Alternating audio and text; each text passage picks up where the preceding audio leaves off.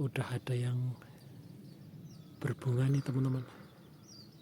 Dan ini menurutku itu kesempatan yang sangat bagus sekali ya buat teman-teman yang masih di Indonesia. Ada kapal baru berlabuh teman-teman.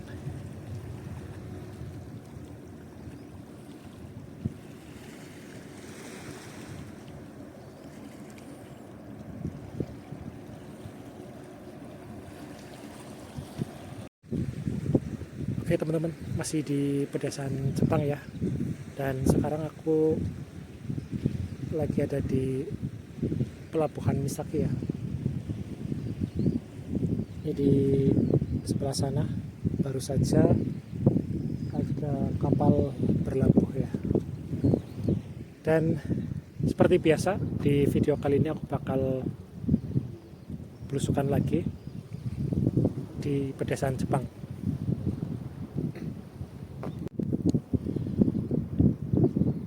Suasana hari ini di pelabuhan Misaki, hari ini cerah sekali dan hawanya nggak terlalu dingin ya teman-teman. Mungkin ini udah waktunya perubahan musim, karena beberapa hari kemarin mungkin hampir semingguan ya itu hujan terus. Dan desa yang bakal aku kunjungi ada di sebelah sana ya teman-teman. Jadi nanti aku bakal menyusuri jalan ini dan perkampungannya ada di balik bukit itu. Nanti seperti apa kondisinya, ikuti terus video ini sampai selesai. Air lautnya jernih banget di sini.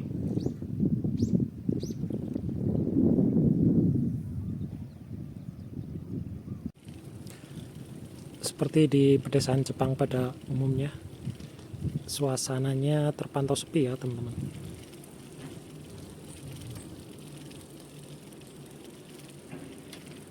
Cuma ada beberapa rumah juga nanti yang bakal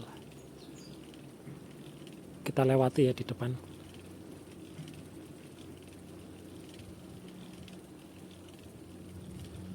Dan kelihatannya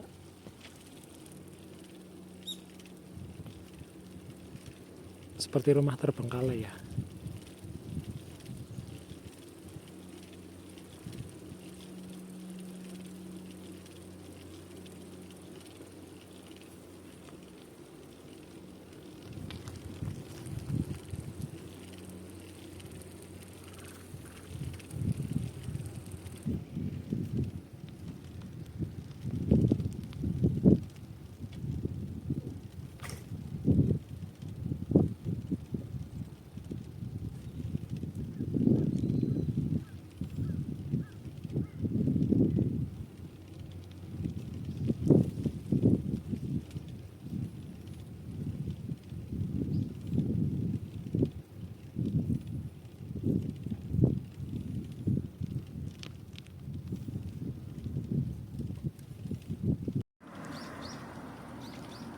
Ini di depan ada rumah, kayaknya masih digunakan ya teman-teman, tapi cenderung sepi. Dan ini sepertinya terbengkalai ini. Ini dan gedung di depan ini tempat tinggalnya tim cewek ya teman-teman. Kita lihat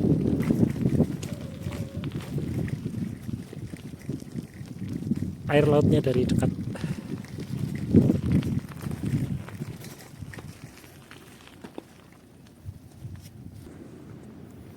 Kebetulan airnya lagi surut.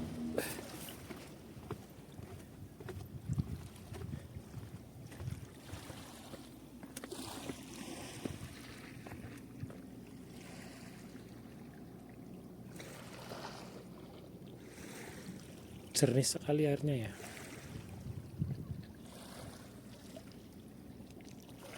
Kalau di tempat kita mungkin udah banyak banget ya, rame anak-anak pada ngumpul di sini.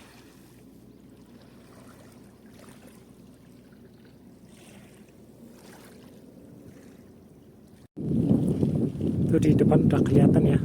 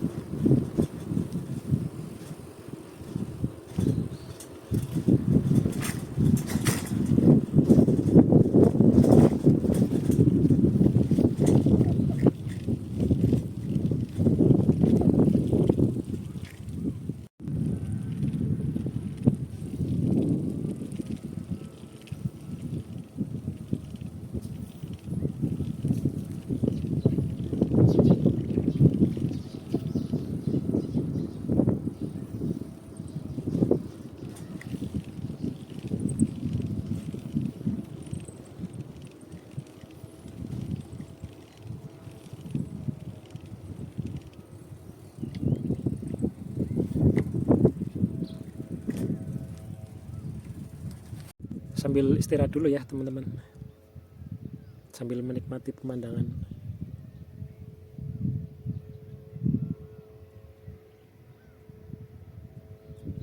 Jadi mungkin aku di Misaki ini, di daerah Ehime ya, mungkin sampai di bulan 4 ya teman-teman. Dan karena aku nomaden, dan nomaden itu kan berpindah-pindah tempat ya kerjanya, di pertanian tentunya.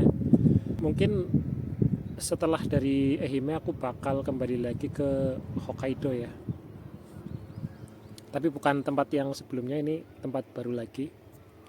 Dan sebagai informasi, di pekerjaan pertanian jeruk di sini itu ada sekitar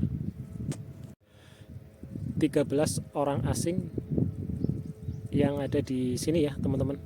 Jadi 3 orang itu dari Mongol dan sisanya itu dari Indonesia. Dan untuk cowok itu ada 3 orang ya teman-teman. Dan mereka masing-masing itu udah ada tempat baru untuk di tempat berikutnya. Jadi kita nanti bakalan dipencar-pencar lagi ya.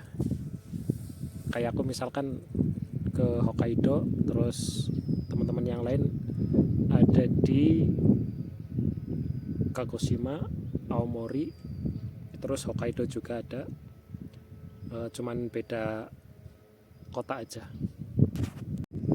Dan di sini adalah tempat kerjaku paling lama ya dalam 1 tahun. Jadi aku awal datang ke Ehime di tempat ini tuh sekitar bulan 11 ya, bulan 11, dan kemungkinan kalau sesuai rencana akan berakhir sampai bulan 4 di pertengahan. Jadi buat ini teman-teman yang masih di Indonesia, yang masih punya semangat dan niatan ya untuk kerja ke Jepang, ini kesempatan kalian masih besar, peluangnya juga masih besar untuk bekerja di Jepang, khususnya dengan visa Tokutekino ya teman-teman. Jadi ada tambahan bidang lagi sekitar Jadinya mungkin kalau aku nggak salah ya sekitar ada 16 bidang ya, ada tambahan, yaitu driver, kemudian kemarin baru lagi untuk di kereta api ya. Tapi untuk spesifikasinya teman-teman bisa cek sendiri nanti di internet. Karena negara Jepang sendiri itu sampai tahun 2029 itu masih membutuhkan tenaga kerja asing sampai 820.000 ya teman-teman. Dan Indonesia itu kebagian kurang lebih sekitar 20-30%.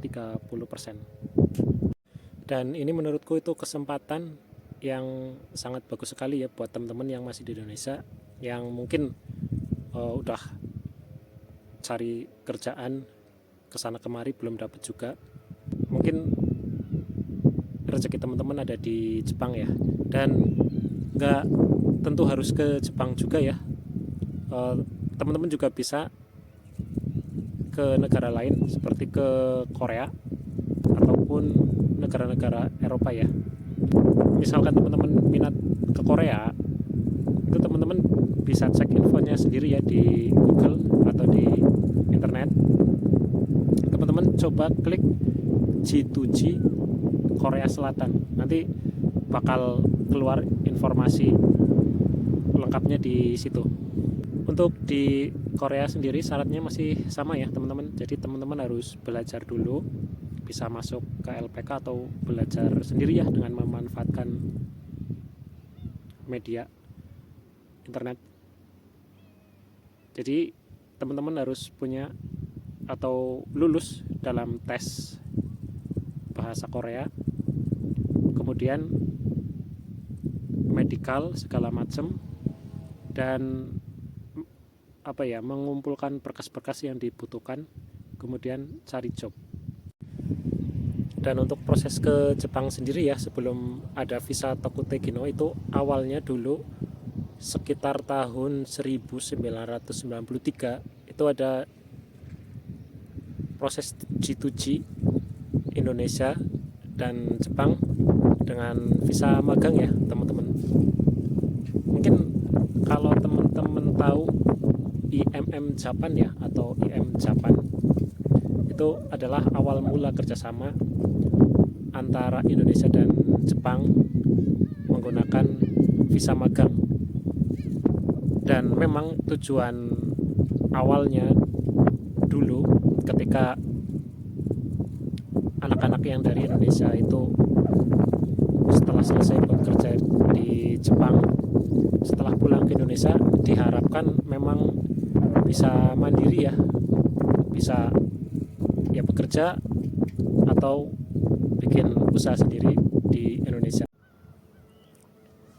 Dan di sekitar tahun 2019 itu pemerintah Jepang mengeluarkan visa baru lagi ya teman-teman, yaitu visa Tokute Gino yang dikeluarkan pemerintah Jepang karena kondisi pada saat itu Jepang itu, negara Jepang ya, itu benar-benar membutuhkan pekerja untuk di beberapa bidang ya, karena jumlah populasi penduduk di Jepang itu sudah mulai menurun. Dan visa Tokute Gino ini teman-teman bisa ikuti walaupun teman-teman belum pernah sekalipun bekerja di Jepang. Untuk persyaratannya sendiri teman-teman harus mempunyai sertifikat bahasa atau lulus tes bahasa Jepang di Indonesia ya, minimal CFT Basic A2 atau N4. Dan teman-teman itu harus mempunyai sertifikat SSW dari 14 atau 16 ya, sekarang mungkin 16, dari salah satu bidang yang teman-teman itu minati. Misalkan teman-teman minat di pertanian, pengolahan, perawat, building cleaning ya. Dan setelah teman-teman dapat 2 sertifikat itu ya, sertifikat bahasa dan sertifikat SSW. Ini teman-teman bisa langsung daftar mandiri untuk mencari job, bisa lewat Facebook, grup Jepang ya, ataupun Instagram. Dan di sini aku bakal rekomendasiin beberapa TSK ya yang merekrut dari Indonesia dan dengan staf-staf TSK dari Indonesia ya. Yang pertama SK Morimo Holding atau Majimajios ya. Kemudian TSK Asmil Corp. Kemudian ada KMT Indonesia. Kemudian TG Japan atau Tokute Gino Japan. Nanti teman-teman cek sendiri ya di Facebook atau Instagram. Itu beberapa nama TSK yang perekrutannya bisa di Indonesia. Dan teman-teman juga bisa lewat LPK ya, tapi syaratnya harus LPK yang terpercaya, yang SO, yang benar-benar punya track record, itu bisa memberangkatkan kita sampai ke Jepang. Kemudian untuk masalah umur ya, sebenarnya itu di Jepang sendiri, di negara Jepang sendiri itu tidak ada batasan umur ya untuk tenaga kerja asing yang bekerja di sini, selama dia itu masih produktif dan tentunya fisiknya masih kuat ya teman-teman.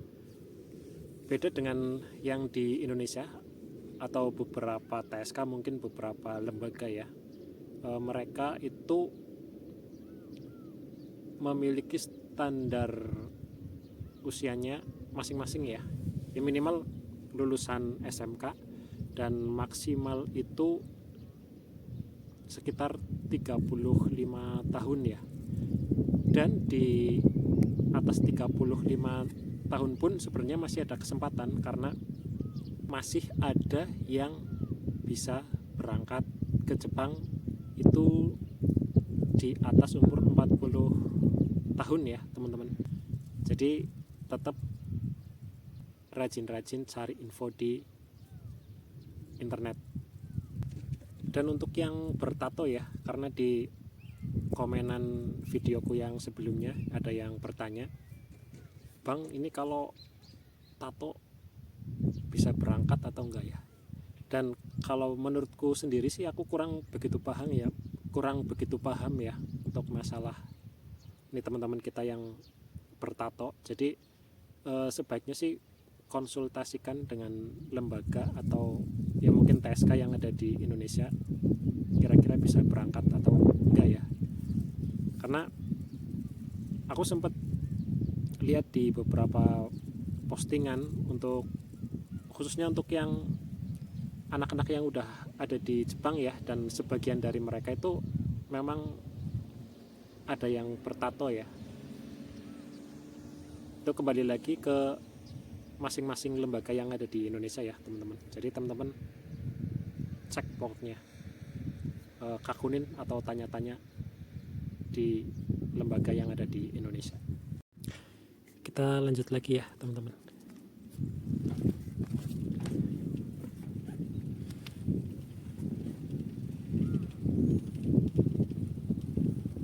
Untuk di pedesaan di sini nih rata-rata udah lapuk ya bangunannya, kelihatan udah lama sekali.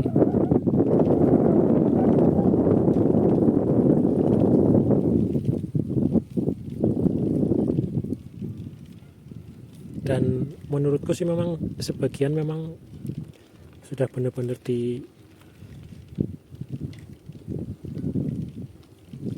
nggak ditinggali ya, terbengkalai.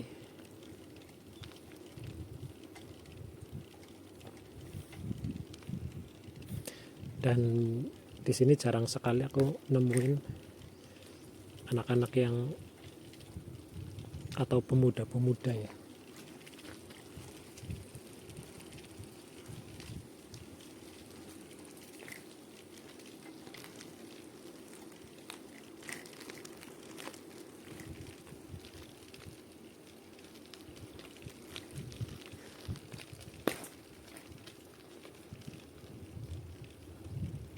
Tapi pemandangannya di sini memang benar-benar luar biasa.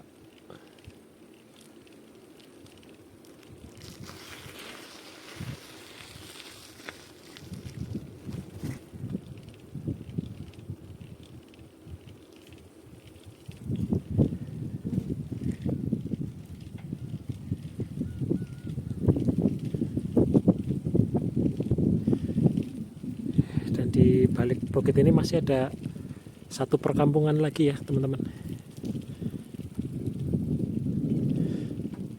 Bakal kita lihat sama-sama suasananya seperti apa.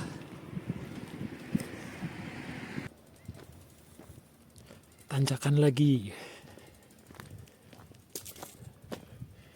Ini ya mesin pengangkut jeruk. Naik tinggi sampai ke atas.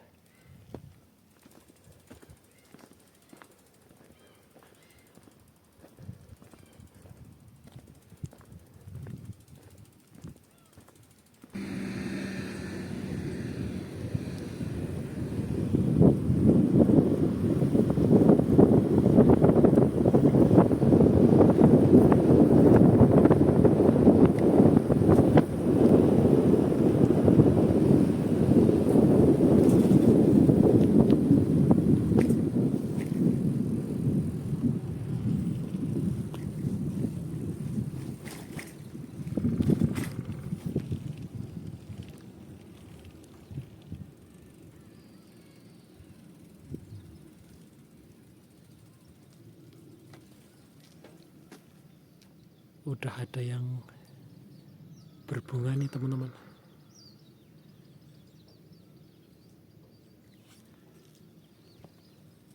Warnanya putih.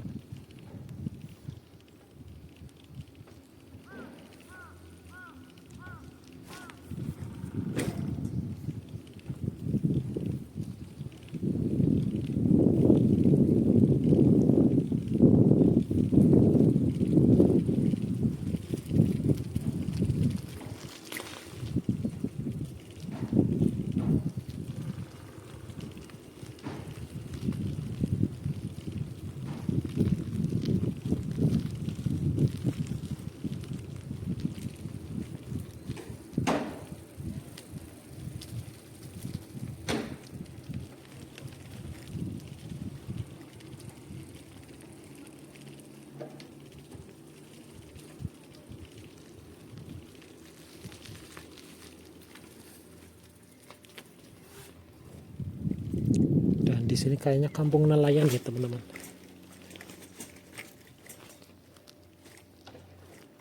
Banyak perahu yang bersandar di sini.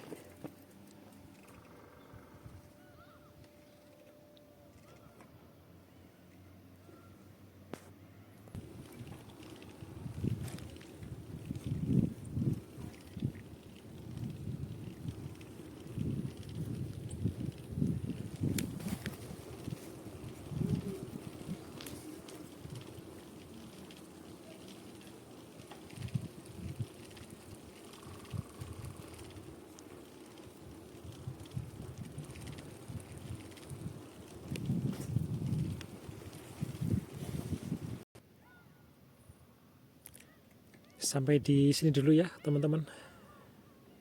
Udah lumayan jauh belusukan kita hari ini.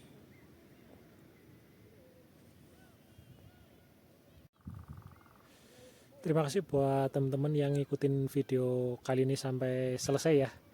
Jadi buat teman-teman yang lagi proses di Indonesia, tetap semangat dan semoga lancar sampai ke Jepang. Nanti terus video-video berikutnya. Masih di Jepang bagian pedesaan.